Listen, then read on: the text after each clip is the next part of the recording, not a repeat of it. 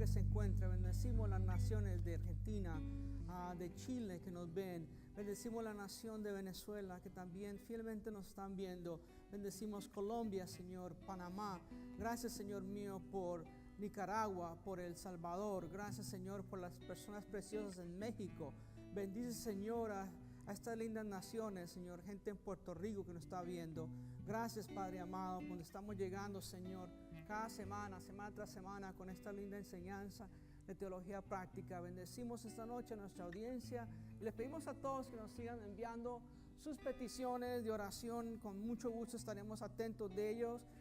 Queremos decirles bienvenidos a todos esta noche y bueno, queremos una vez más agradecerle por su tiempo y especialmente por unirnos con sus contactos.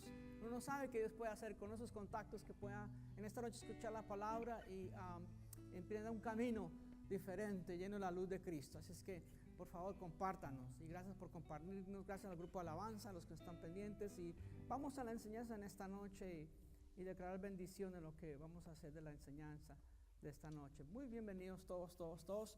Agradecidos con el Señor por sus vidas. De nuevo, a todos los que nos están viendo, estamos procurando contestarles su oración, contestando sus peticiones desde muchos lugares que nos están viendo.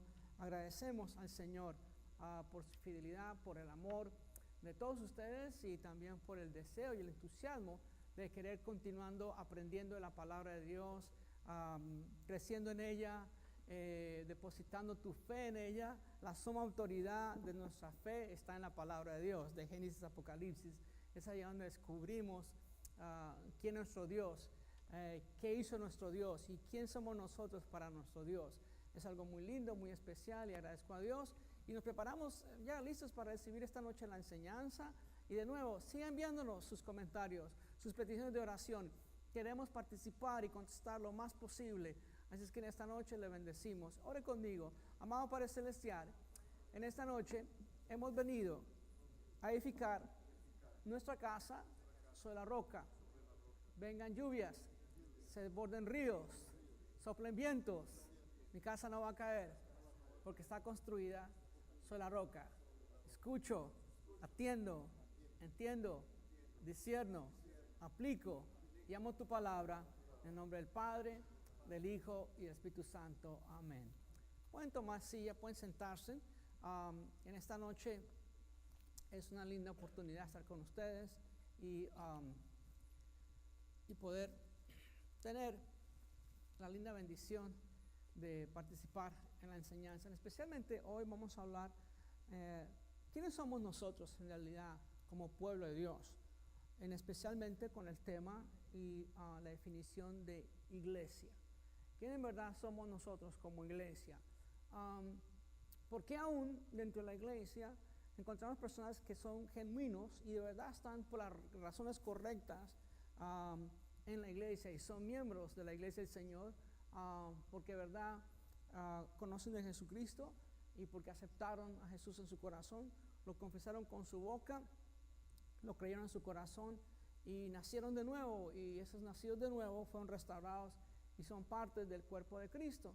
Entonces, en el tiempo vamos a encontrar personas que en realidad no lo son, que pueden estar en una iglesia, pueden estar bajo la nómina de una iglesia, pueden estar bajo el título de una denominación y su nombre no puede estar escrito en el libro de la vida, simplemente porque no han aceptado a Jesús como Salvador, no se lo han confesado de boca hacia afuera, no lo han confesado de corazón hacia adentro. Y espero que ninguno de ustedes pase por eso, porque sorpresas va a tener con el tiempo nuestro encuentro en el cielo con el Señor. Entonces, en esta noche quiero continuar con lo que es la enseñanza sobre lo que es la iglesia. Vamos a las palabras textuales del Señor Jesucristo en Mateo 16, 18, cuando Él preguntó a sus discípulos, dijo: ¿y quién dicen los hombres que yo soy? Y justamente el apóstol Pedro, de todos, se atrevió a contestarle al Señor diciéndole: tú eres el Cristo, el Hijo de Dios viviente. Tú eres el Cristo, el Hijo de Dios viviente. Y bajo esas palabras, Jesucristo le contesta a San Pedro de una manera muy linda y le dice: yo también te digo que tú eres Pedro, y sobre esta roca, o sea, sobre lo que acabas de decir, Pedro, edificaré mi iglesia y las puertas del Hades no prevalecerán contra ella. Por eso es importante entender que Jesús es el Señor de la iglesia. Él es el dueño de su iglesia. Y Él fue el que inició y fundó la iglesia. Él fue el que vino a través de los tiempos y fue profetizado, el gran Mesías, que vendría a salvarnos. Fue profetizado a través de todo el Antiguo Testamento. Y aunque en el Antiguo Testamento no había un conocimiento pleno y concreto sobre lo que iba a ser la iglesia, porque era un misterio en el Antiguo Testamento, vino a ser la trayectoria, vino a ser la piedra principal, Jesucristo siendo la piedra principal de la iglesia. Es allí donde se establece lo que hoy en día llamamos el término de iglesia, lo que es el término en griego, eclesia, que significa justamente los que se reúnen, los que se congregan. Hay vocablos que describen de la iglesia, como les dije antes. Está el vocablo de eclesia, que viene del griego y habla justamente de los que se reúnen y se congregan, los que son llamados a una asamblea. Estos vocablos hablan también sobre la iglesia y describen la iglesia como es todo el cuerpo de cristianos en una localidad, que también podemos decirle congregación, cuando nos reunimos en una localidad a los cristianos, como estamos aquí, los que estamos aquí presentes esta noche, y los que están por varias iglesias, nos reunimos bajo conocimiento que estamos en la iglesia sobre la roca Katy. Pero en realidad la iglesia va más allá de lo que son denominaciones y nombres y títulos y rótulos. Todo el que cree en Jesucristo es parte de la iglesia del Señor. Tú y yo somos parte de esa iglesia. Y en Hechos 11:21 dice, llegó la noticia de esas cosas a oídos de la iglesia que estaba en Jerusalén y enviaron a Bernabé para que fuera hasta Antioquía. Vemos aquí una de las definiciones como la iglesia. Y es más, es en Hechos 11 donde por primera vez se le dice a los miembros de esa iglesia cristianos como seguidores de Cristo. También sabemos que otro de los vocablos con respecto y definición a la iglesia es una congregación, el venir a congregarnos juntos. Y Santiago habla justamente que en la congregación no tiene por qué haber excepción de personas, que todos somos igual en Cristo. Y nos advierte, y dice Santiago lo siguiente, porque si en vuestra congregación entra un hombre con anillo de oro y con ropa espléndida, y también entra un pobre con un vestido andrajoso, nos advierte aquí Santiago de tener mucho cuidado de hacer excepción de personas en la congregación. Y miráis con agrado al que trae la ropa espléndida, le decís, siéntate tú aquí en buen lugar. Y decís al pobre, estate tú allí en pie, o siéntate aquí bajo mi estrado, que no voy a ser muy obvio de que estás aquí presente.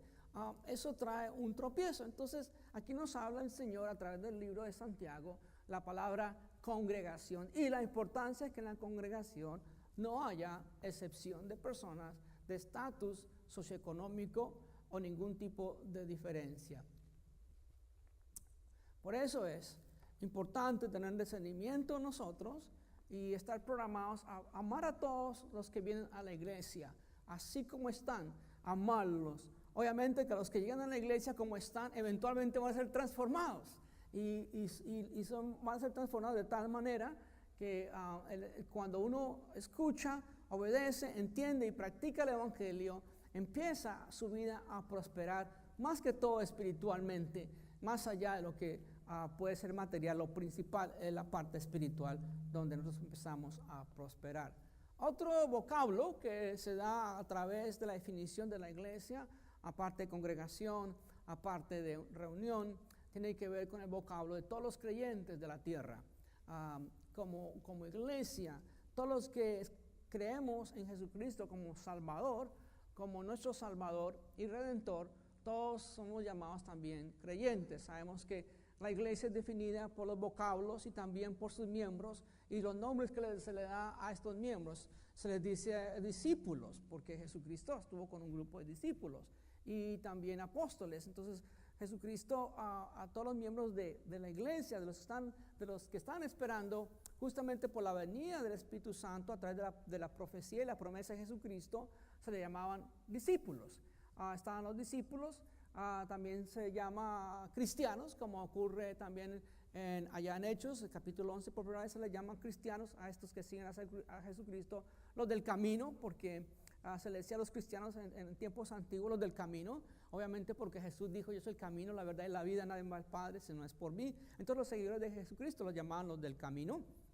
Y también tienen varios otros nombres como creyentes, cristianos, discípulos, y así vemos que ese vocablo también establece que es la membresía de la iglesia. En Efesios 5:32 nos habla del gran misterio, este gran misterio de la iglesia del Señor, pero yo me refiero a Cristo y la iglesia, cómo Jesús se dio por su iglesia, cómo Jesús se entregó por su iglesia, cómo Jesús murió y resucitó al tercer día por su iglesia, cómo Él ama y cuida de su iglesia. Y vamos a mirar entonces lo que dice también en Hechos 11:26, que estaba diciendo yo, como allí por primera vez se nombraron a los cristianos como cristianos. Cuando se congregaban allí todo un año con la iglesia y enseñaron a mucha gente, a los apóstoles, y a los discípulos se les llamó cristianos por primera vez en Antioquía. De nuevo, ahí vemos cuando se estableció ese nombre de cristianos. Por eso Pablo nos advertía y nos decía: no me avergüenzo del evangelio, porque es poder de Dios para salvación. Y es lindo que tú no te avergüences de ser cristiano. Cuando te pregunten, no te avergüences de ser creyente. Y sabemos que la iglesia siempre ha sido perseguida.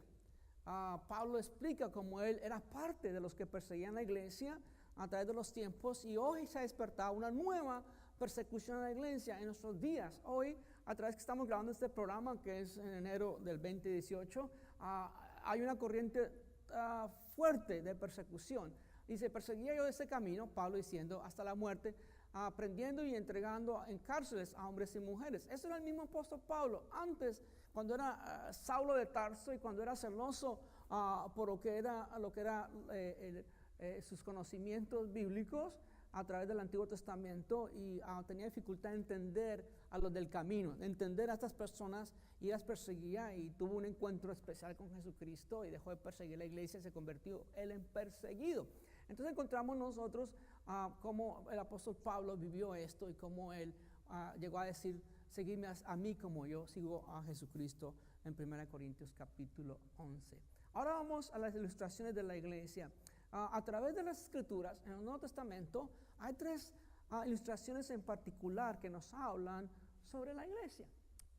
Primero está el cuerpo de Cristo, y no significa necesariamente es en orden, sino continuamente lo encontramos hasta las escrituras como el cuerpo de Cristo.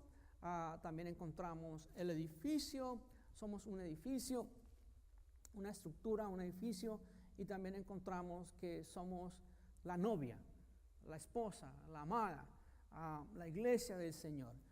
Miremos esas ilustraciones que son simbólicas, figurativas de la relación que Dios quiere con nosotros como parte de la iglesia del Señor Jesucristo. Miremos primero el cuerpo de Jesucristo. Miren lo que dice en Efesios 1:22 al 23. Y sometió todas las cosas debajo de sus pies y lo dio por cabeza sobre todas las cosas a la iglesia, la cual es su cuerpo, la plenitud de aquel que todo lo llena en todo. Ya llevamos más de 20 siglos desde que Jesucristo ascendió al Padre, y sin embargo vemos cómo la iglesia continúa haciendo impacto en el mundo, en toda comunidad donde la iglesia del Señor se establece, las comunidades donde la iglesia de Dios se establece y viene la luz y viene la sal al mundo. Siempre hay cambios y transformación en la sociedad para bien. Si nosotros miramos la historia a través de la iglesia, cómo ha sido afectada y ha sido perseguida, y cómo la iglesia ha llegado a lugares muy peligrosos y muy difíciles y hostiles a la palabra, y esos lugares, a través de la misma sangre de los mártires, se levantaron con poder y allí se establecieron iglesias Eso tuvo cambios. Y si usted ve la historia a través del mundo, usted va a descubrir que la iglesia cristiana siempre otorgó, siempre impactó transformación donde quiera que la iglesia llegó y se formalizó y creció. ¿Por qué? Porque la iglesia del Señor es un cuerpo. Sabemos que hay organizaciones de las cuales puede haber un entendimiento, un común denominador y tener unos común idealismos, y solamente está basada en idealismos. Y con el tiempo a veces desaparecen, las cosas cambian y desaparecen. Pero la iglesia del Señor no es así. La iglesia del Señor, más que una organización, es un organismo vivo. Nosotros somos el cuerpo de Jesucristo. Un cuerpo requiere un alma, y esa alma, dentro de lo que es el conocimiento del cuerpo de Jesucristo, el Espíritu Santo es el que lleva a la iglesia con propósito a hacer la función de iglesia. El Espíritu Santo es el constructor de la iglesia. Es más, así como cuando en los tiempos antiguos David preparó todos los elementos y todo lo que requería para construir el templo, su hijo Salomón fue que terminó construyéndolo. Su sucesor fue Salomón y terminó construyéndolo. Así como Jesucristo preparó en la tierra el conocimiento del reino de Dios a través de lo que sería la iglesia, el conocimiento de la iglesia, y él dijo bien claro de que su iglesia, las puertas del infierno no prevalecerían contra su iglesia, y esa profecía continúa a través de mártires, a través de persecución, a través de otro tipo de aniquilación que ha tratado de pasar a los tiempos, como encontramos en el Medio Oriente. Encontramos dificultades en países como en Siria, como en Irak, la persecución tan terrible hacia los cristianos, y estamos descubriendo nosotros el daño, el dolor, la crisis que están viviendo nuestros hermanos en esos lugares en este momento, simplemente por ser cristianos que siguen apasionadamente a Jesucristo, están pagando con sus vidas y con tortura y otras cosas. Y el Señor nos advierte en Efesios 1, 22 al 23, y sometió todas las cosas debajo de sus pies y lo dio por cabeza sobre todas las cosas a la iglesia, la cual es su cuerpo, la plenitud de aquel que todo lo llena todo. De nuevo, la iglesia aquí en la tierra representa el cuerpo de Cristo, las manos, los pies de Cristo. Somos todos miembros de ese cuerpo.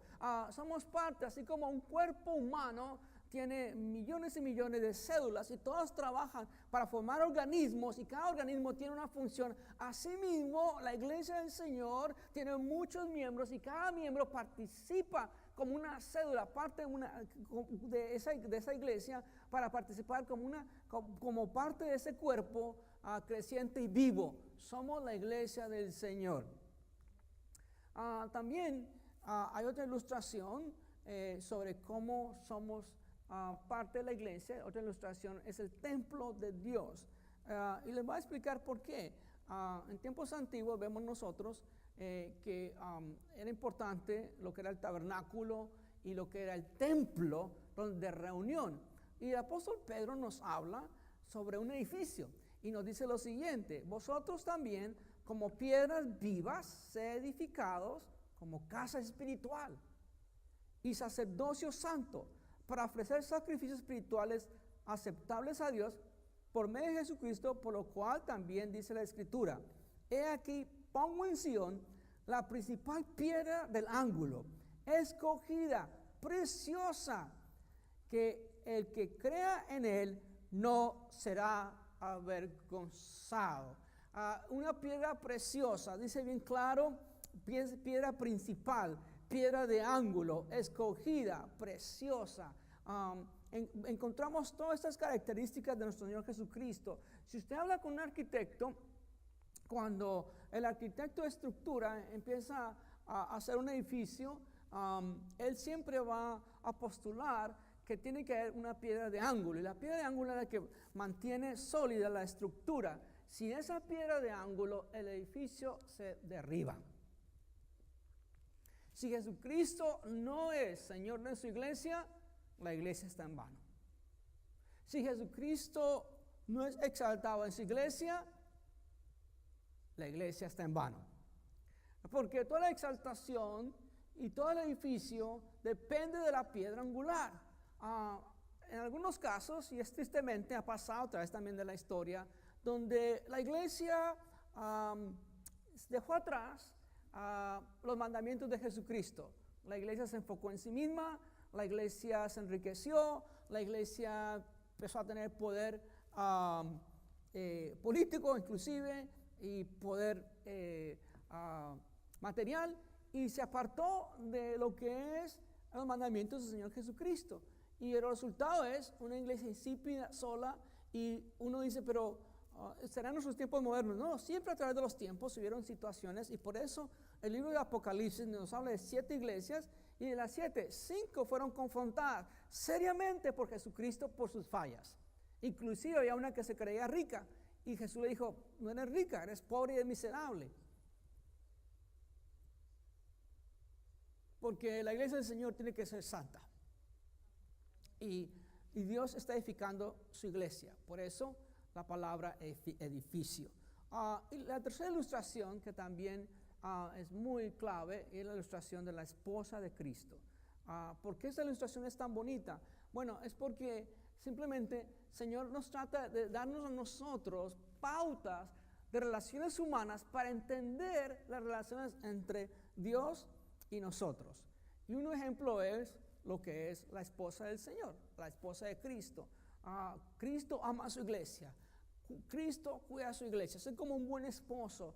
Ama a su esposa, cuida de ella, se da por ella, trata por ella, la cuida, la entiende, la protege. Asimismo Jesucristo cuida de su iglesia.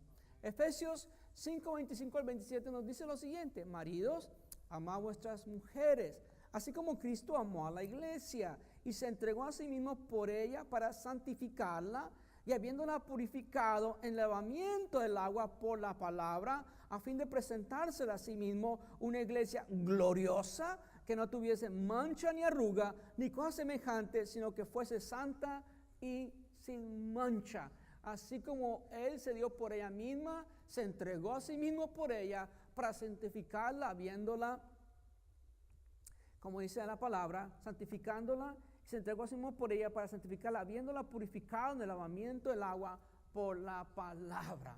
Jesucristo mismo hace que su novia se embellezca, que su novia esté pura, que su novia sea santa. Jesucristo está intercediendo por nosotros para que abarquemos esos pasos de fe y continuemos nuestras vidas en santidad como la esposa elegida del Señor.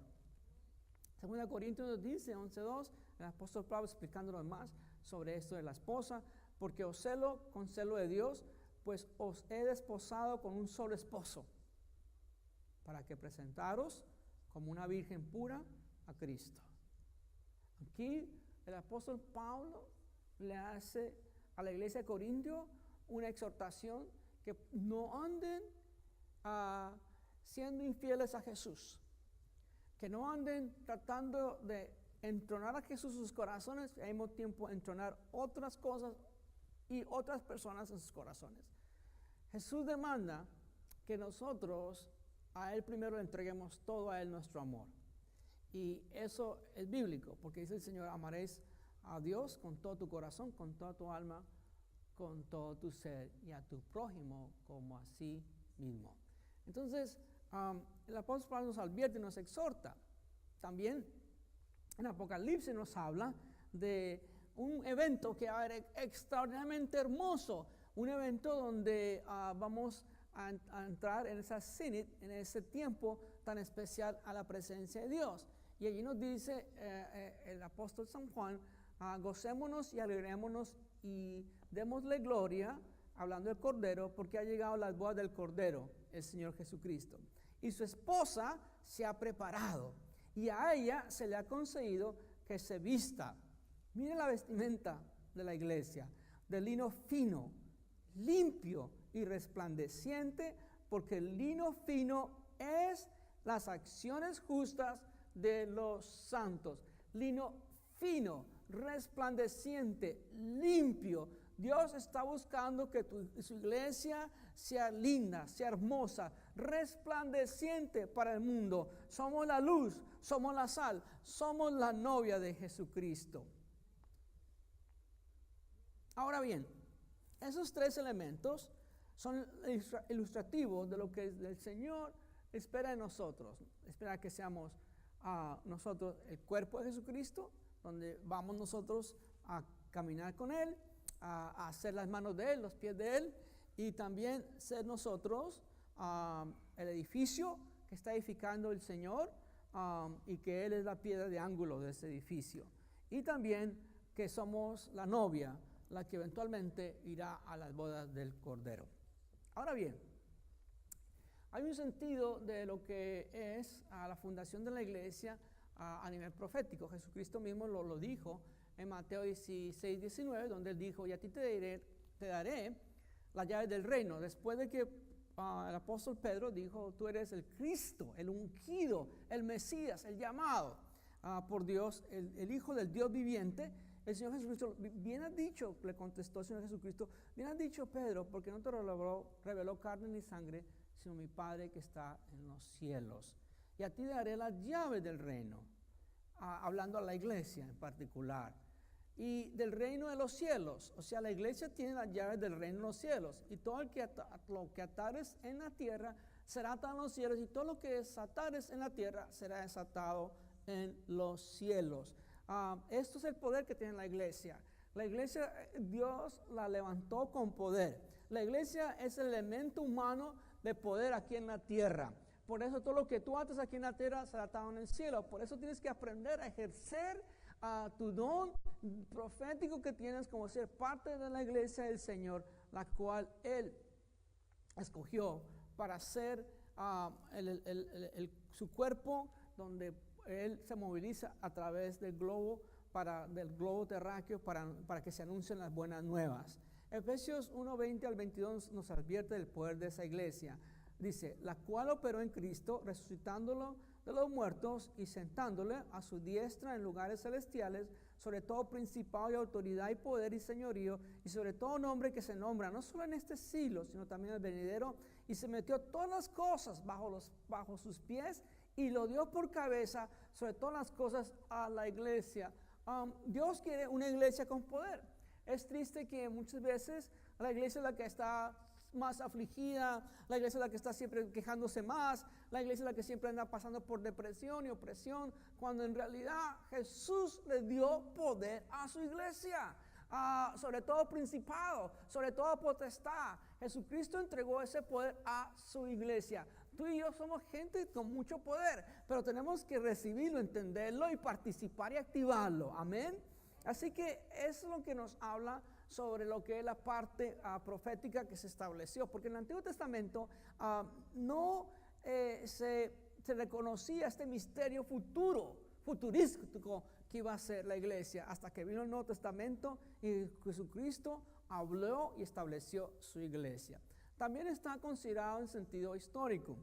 Miremos bien algunos momentos especiales donde vino la gloria de Dios junto con el pueblo de Dios. En el Antiguo Testamento fue el pueblo de Israel cuando se reunían. Cuando el pueblo de Israel salió de Egipto y empezaron a seguir todo lo que Moisés escuchó de Dios en Sinaí, y empezaron a construir el tabernáculo. Y cuando terminaron de construir el tabernáculo y seguir todas las especificaciones que el Señor le dio en Sinaí a Moisés, y cuando terminaron el tabernáculo y llegó el momento de la reunión, pasó algo extraordinario. Éxodo 40:34 nos dice: entonces una nube cubrió el tabernáculo de reunión, y la gloria de Jehová llenó el tabernáculo. Cuando tú escuchas a Dios y construyes un tabernáculo y le escuchas a Dios, viene la gloria de Dios sobre ese tabernáculo, y es una manifestación de la contestación de Dios en el cielo, en la tierra, a través de todos los que están esperando esa presencia de Dios en el tabernáculo.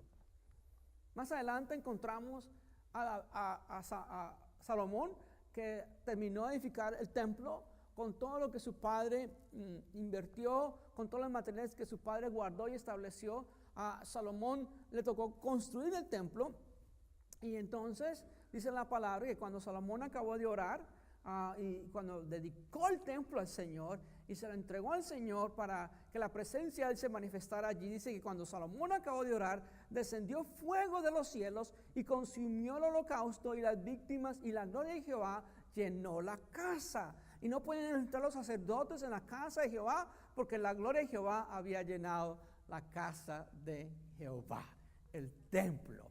Y más adelante, a nivel histórico, entonces viene el nacimiento de la iglesia, de otra manera poderosa de la gloria de Dios. Es la tercera vez que cuando se reúne un grupo de personas buscando de Dios, cae la gloria. Y esta gloria descendió porque Jesucristo les habló a sus discípulos antes de ascender, les advirtió que se reunieran todos y estuvieran pendientes para la venida del Espíritu Santo. Y así, 120 personas estaban en un lugar llamado el aposento alto, y en ese lugar estaban en ruego, en oración, buscando la presencia de Dios. En la fiesta de lo que es la fiesta de Pentecostés, la fiesta de las primicias, que eran 7 semanas consecuentes, y más un día, 50 días de celebración de lo que eran las primicias, los primeros frutos, que está ahí en Levítico 23. Y en esa celebración se daba lo mejor del fruto, se daba lo mejor del ganado, se daba lo mejor del cultivo, se daba lo mejor del grano, siempre se daban las mejores primicias. Entonces Dios escoge 120 personas para cuando viniera el Espíritu Santo fueran las primicias de la iglesia. Esas 120 personas fueron las primicias de la iglesia, y llegó sobre ellos el poder de Dios. Y en Hechos 2:1 al 2 nos advierte, dice la palabra, que cuando llegó el día de Pentecostés estaban todos unánimes juntos, y de repente vino del cielo un estruendo como de un viento recio que soplaba, el cual llenó toda la casa donde estaban sentados. Hubo evidencias que la gloria de Dios se manifestó en medio de estas 120 personas, se manifestó como un viento recio sobre ellos, y no solamente el mover del viento que vino sobre ellos, sino también lo que le pasó a ellos. Empezaron a recibir palabras, empezaron a recibir nuevas lenguas, empezaron a hablar otros idiomas, y se vio el poder aún palpable cuando salieron y la gente los veía y decían, pero ¿cómo estos personas que solamente hablan hebreo ahora están hablando de nuestras lenguas de donde venimos, de diferentes naciones? Judíos que venían de diferentes naciones empezaron a entender y a escuchar el evangelio basado en el poder que dio el Espíritu Santo a estas 120 personas. El inicio de la iglesia de Dios se dio allí en Pentecostés. Qué bendición es ser parte de la iglesia, ser miembro de la iglesia. Tú y yo somos miembros de la iglesia. ¿Y qué es ser miembro de la iglesia? Bueno, es escuchar que Jesús es nuestro Salvador. Ellos dijeron en Hechos 16:31, cuando el carcelero viene al conocimiento de Jesús a través de Pablo y de Silas que estaban con él, y ellos dijeron, cree en el Señor. Él dijo, ¿qué necesito hacer para ser salvo? Él dijo, cree en el Señor Jesucristo y serás salvo tú y tu casa. Fue allí donde se estableció una de las obras allí en Éfeso. También escogidos para la salvación, Filipos fue donde pasó eso allí en la cárcel. Escogidos para la salvación. Segunda de los Tesalonicenses 2:13 nos dice, pero nosotros debemos dar siempre gracias a Dios respecto a vosotros, hermanos amados por el Señor, que Dios os haya escogido desde el principio para salvación mediante la santificación por el Espíritu y la fe de la verdad. Somos miembros porque fuimos llamados a la salvación en Cristo Jesús. Y sobre todo, eventualmente vamos a tener un cambio, un transformador. Si es que no vamos antes con el Señor va a venir por nosotros. Porque el Señor dice en la palabra en 1 Tesalonicenses 4, 16 al 17, porque el Señor mismo, con voz de mando y con voz de arcángel y con trompeta de Dios, descenderá del cielo, y los muertos en Cristo resucitarán primero. Luego nosotros, los que vivimos, los que hayamos quedado, seremos arrebatados juntamente con ellos en las nubes para recibir al Señor en el aire. Así estaremos siempre con Él. Ese es el porvenir de la iglesia. Estaremos juntos con Jesucristo cuando venga el rapto. Prepárate, iglesia. Santifícate, espera en el Señor, mantén una vida piadosa ante Dios y descubre lo bello que es ser miembro de la iglesia del Señor. Ser miembro, ser discípulo, ser creyente, ser seguidor, ser parte del camino y saber que estamos en la vid verdadera, que es Cristo Jesús. Que Dios les bendiga ricamente y hasta el próximo miércoles continuaremos. Sigan enviando sus peticiones de oración, nosotros fielmente contestaremos. Que Dios les bendiga ricamente.